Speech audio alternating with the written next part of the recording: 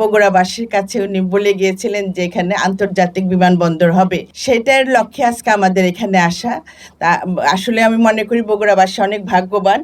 আমাদের যাত্রাটা কিন্তু আমরা বগুড়া দিয়েই শুরু করেছি। আমরা আলহামদুলিল্লাহ। আমরা চাচ্ছি এখানে আন্তর্জাতিক মানের বিমানবন্দর হোক এবং এই উত্তরাঞ্চলের দিকে কোনো বিমানবন্দর নেই। আন্তর্জাতিক বিমানবন্দর নেই, সেইটার জন্য বিশেষ করে বগুড়াটাকে গুরুত্ব দেওয়া হচ্ছে।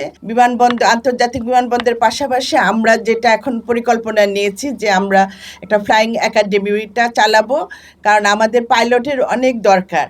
আমাদের এই পাইলট আমরা নিজেরাই এখানে বাংলাদেশে ট্রেনিং দিয়ে তাদের প্রশিক্ষণ করে তাদের উপযুক্ত পাইলট বানানোর চেষ্টা, এই পরিকল্পনাটাও আমাদের আছে। আমরা মাননীয় প্রধানমন্ত্রী জনাব তারেক রহমানের নির্দেশে আমরা যে দায়িত্ব পেয়েছি সেটার জন্য আমরা বিশ্বাস এবং আস্থার মাধ্যমে সমাপ্ত করতে পারি, এই দোয়াটা আপনারা করবেন। ধন্যবাদ সকল।